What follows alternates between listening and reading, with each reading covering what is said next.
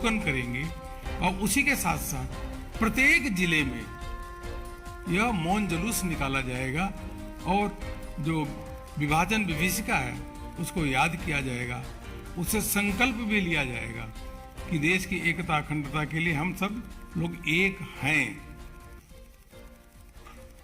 आजादी के से पहले स्वतंत्रता संग्राम सेनानियों ने प्राणों की आहुति दी, अपना सब कुछ न्यौछावर कर दिया कि देश आजाद हो। और जो देश अपने पूर्वजों को, अपने स्वतंत्रता संग्राम सेनानियों को याद रखता है, जो समाज अपने पूर्वजों को याद रखता है, उनके त्याग और तपस्या को याद रखता है, आने वाली पीढ़ी को बताता है, वही देश और समाज जीवंत रहता है।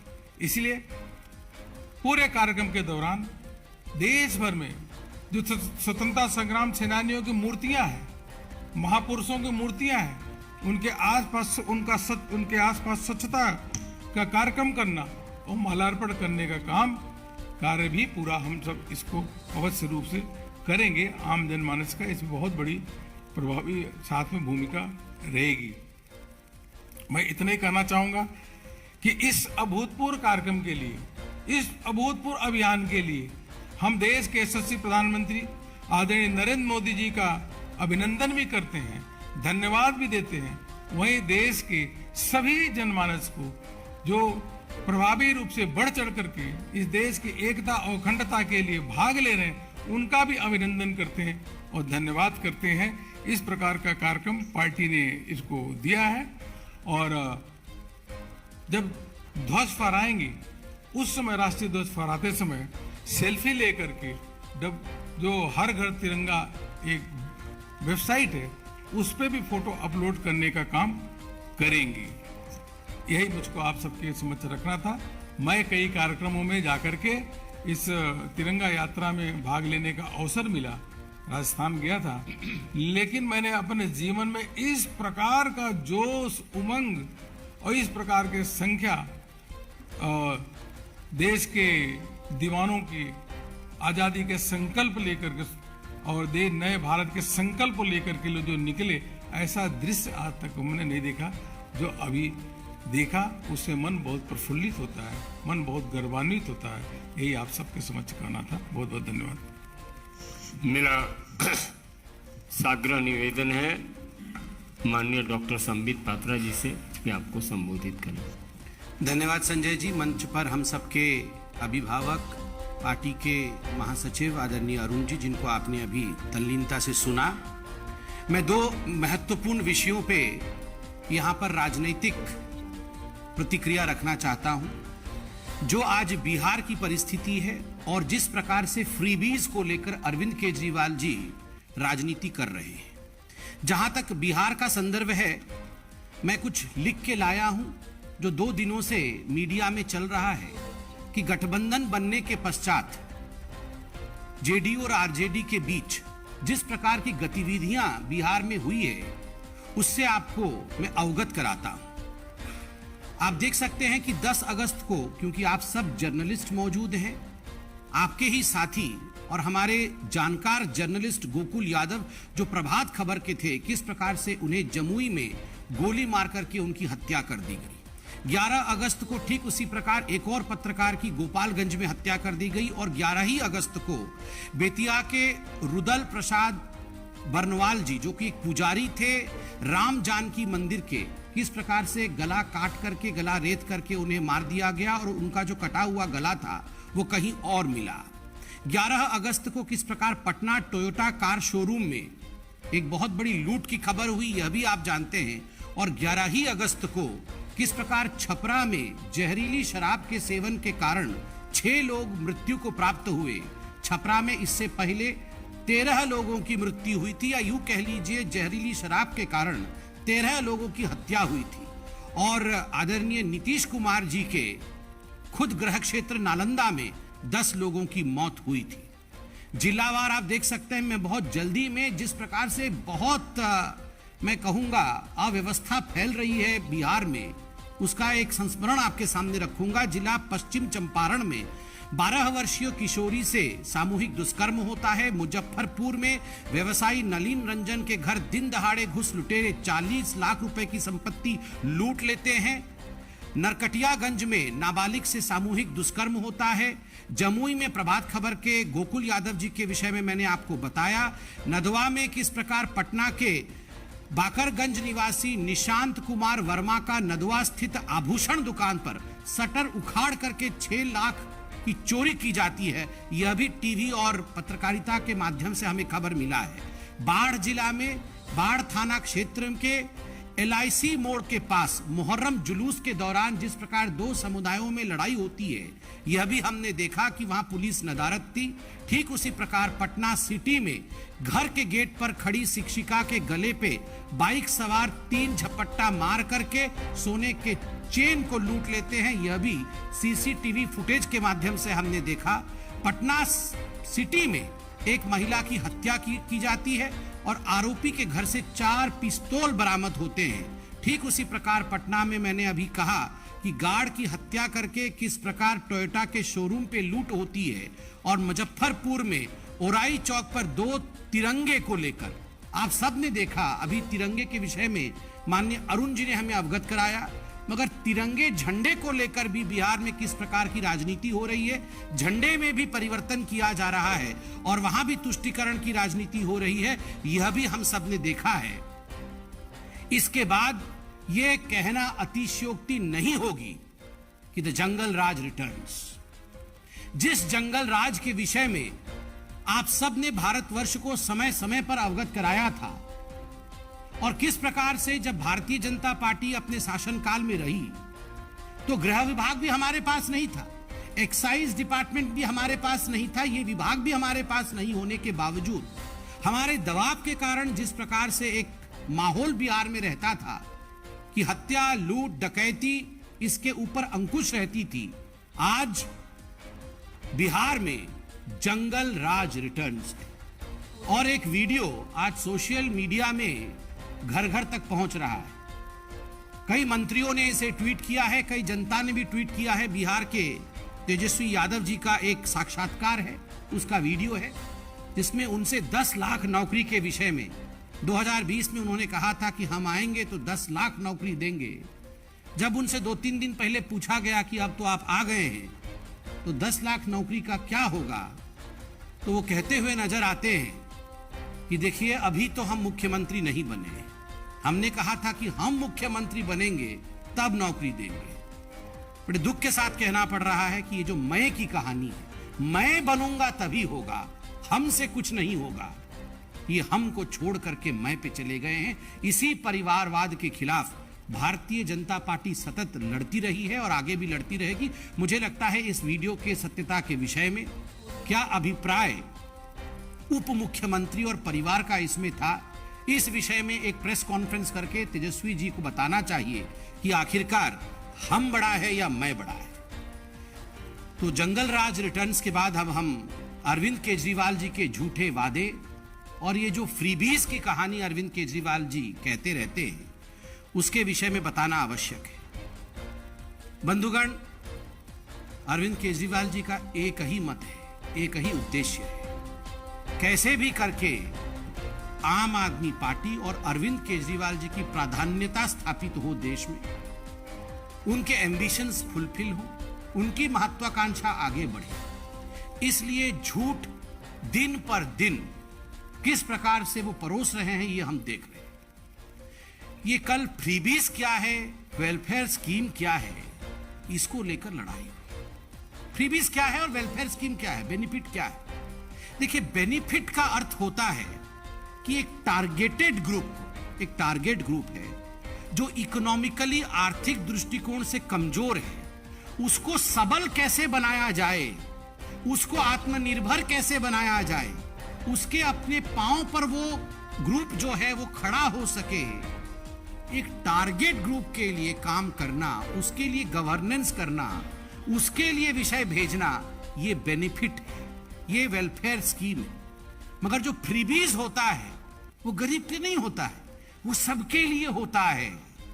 और जो मुख्य उद्देश्य होता है वेलफेयर स्कीम का वो क्या होता है, बेनिफिट का क्या होता है, कि किस प्रकार से सस्टेनेबल बेनिफिट दे करके इकोनॉमिकल रूप से एक वर्ग को सस्टेनेबल लाइफ अर्थात आत्मनिर्भर जीवन बनाने के लिए उसे अपने पांव पे खड़ा करना। जैसे गरीब कल्याण योजना, 80 करोड़ जनता जो पेंडेमिक के समय, कोविड के समय एक ऐसी परिस्थिति में थी कि यदि नरेंद्र मोदी जी की सरकार उन्हें टारगेट करके उनके लिए राशन नहीं भेजते तो आज उनकी परिस्थिति किस प्रकार की होती, वो अचिंतनीय हो जाती।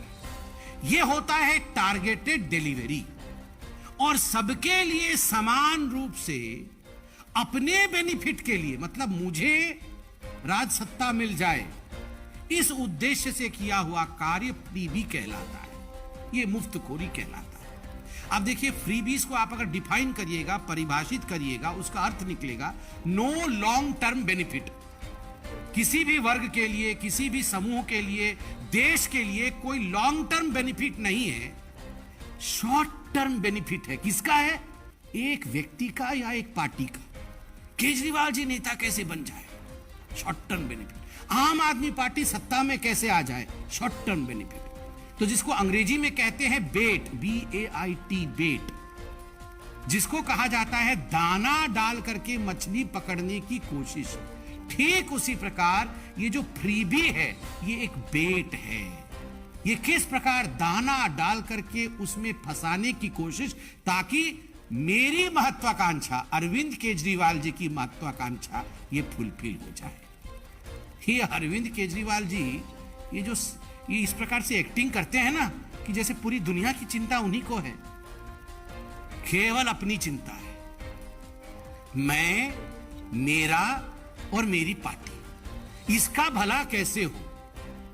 और जहां तक मोदी जी और इस सरकार की, भारत सरकार की चिंता है, गरीब और गरीब कल्याण। जो गरीब है, इसीलिए तो आज गरीबी रेखा के ऊपर भारतवर्ष में गरीब उठ पाया है, इसका जो विवरण है ये आज यूनाइटेड नेशन दे रहा है। ये विषय आज विश्व के पटल पे चल रहा है कि नरेंद्र मोदी जी की 8 वर्ष में होते हुए अति गरीब लोग जो थे उनकी संख्या में वृद्धि नहीं हुई, और गरीबी रेखा से ऊपर जो लोग थे, जो नीचे थे, वो आज ऊपर हुए।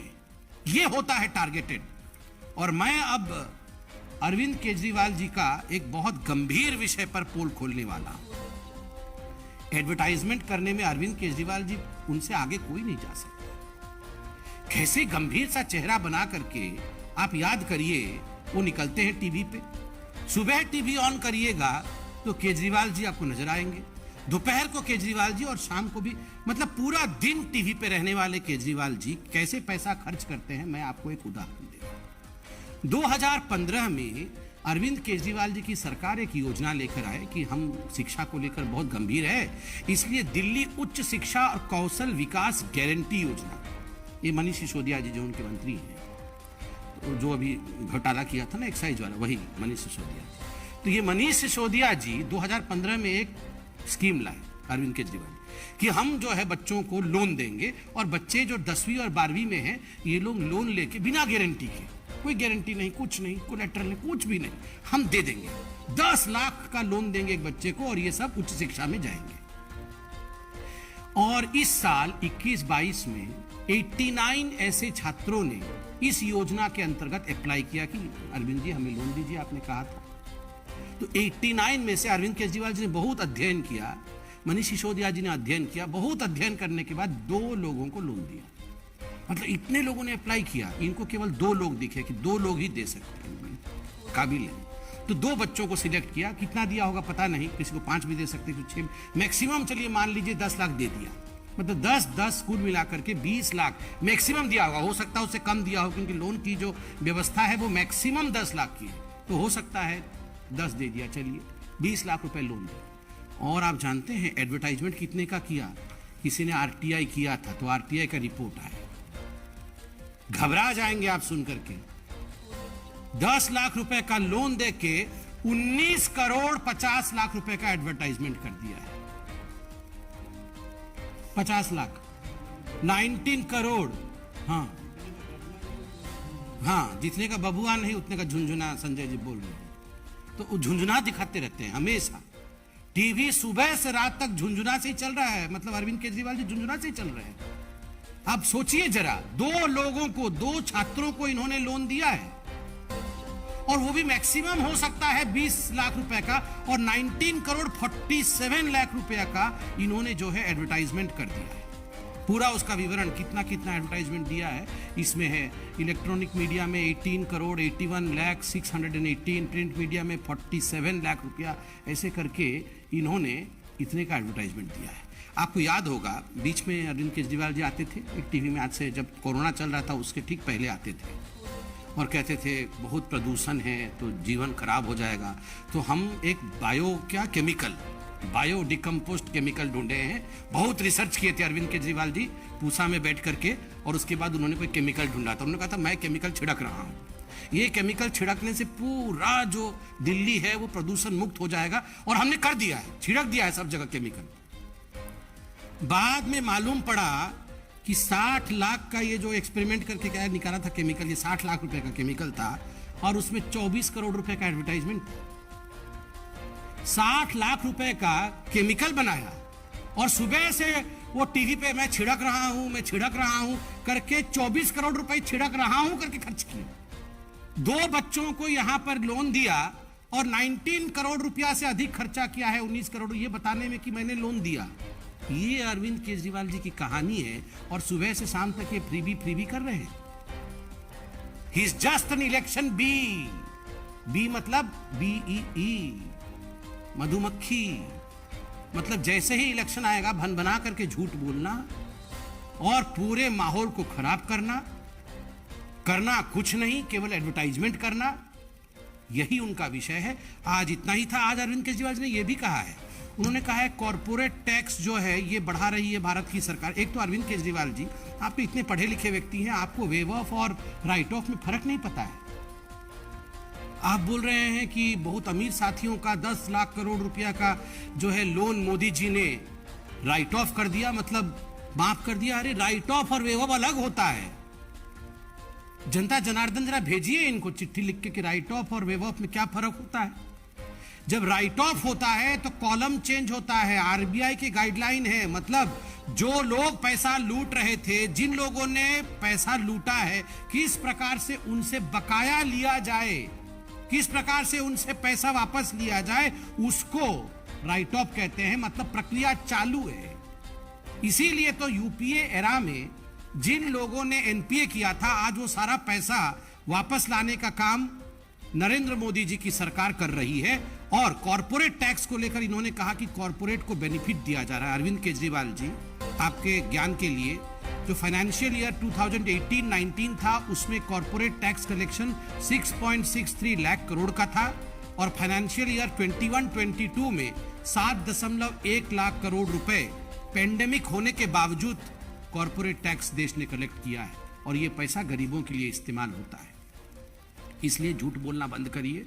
आज हम आशा करते हैं कि इस प्रेस कॉन्फ्रेंस के बाद अरविंद केजरीवाल जी तुरंत एक प्रेस कॉन्फ्रेंस करेंगे और बताएंगे कि 20 लाख लोन और 19 करोड़ रुपए ये विज्ञापन पे खर्चा, ये कौन सी अर्थनीति कहलाती है। व्हाट इज दिस इकोनॉमी, इस इकोनॉमी के बारे में आप बताएंगे। बहुत बहुत धन्यवाद।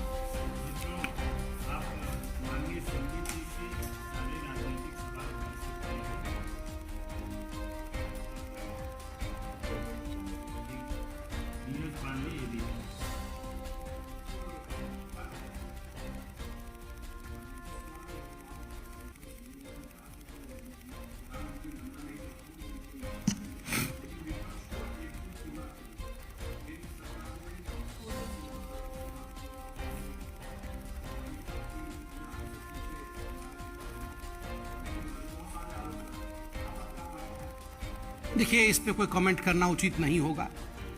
नीतीश जी तो उस समय भी मौजूद थे जब उनके मंत्री बने थे, उनके उसी समय बोलते। आज बोल के क्या लाभ है। स्वाभाविक है, लोग उन्हीं से प्रश्न पूछेंगे। ठीक है, विपक्ष को एकजुट होना चाहिए, ये काम विपक्ष को ही सोचना चाहिए। अब आदरणीय नरेंद्र मोदी जी, JP नड्डा जी, अमित शाह जी, इनका तो काम नहीं है ना कि विपक्ष को एकजुट कराना और विपक्ष कैसे मजबूत हो उसके लिए प्रशिक्षण वर्ग लेना। ये काम तो खुद विपक्ष को ही करना पड़ेगा। अब इतने साल से वो एकजुट नहीं हो पा रही है। अभी भी हमने राष्ट्रपति चुनाव में, उपराष्ट्रपति चुनाव में देखा, ये उनका विषय है, उनसे पूछिए।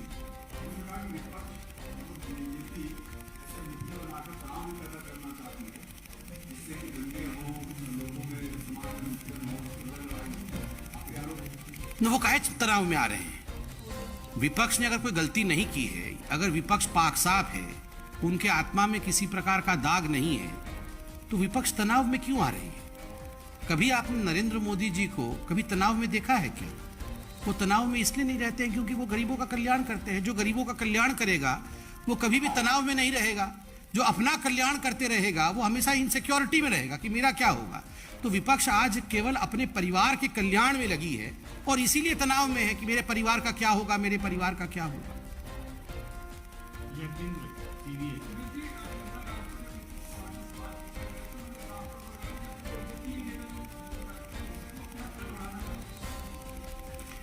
देखिए, बहुत फर्क है कल, आज और कल में। जंगल राज को तो गढ़ने वाले ही आदरणीय नीतीश जी थे कि जंगल राज हुआ है और लालू जी के राज में हुआ है, तो हम तो वही दोहरा रहे हैं। और मैंने अभी जो फहरिस्त पढ़ी 10, 11, 12 तक जो सब हुआ है बिहार में, यदि हत्याएं होती है, दुष्कर्म होता है, लूट होती है, डकैती होता है, तो उसको अगर जंगल राज नहीं कहेंगे और हम चुप रहेंगे तो आप बताइए क्या ये हमारा धर्म है एक राजनीतिक पार्टी के रूप में?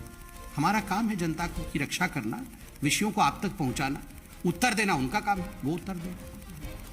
धन्यवाद।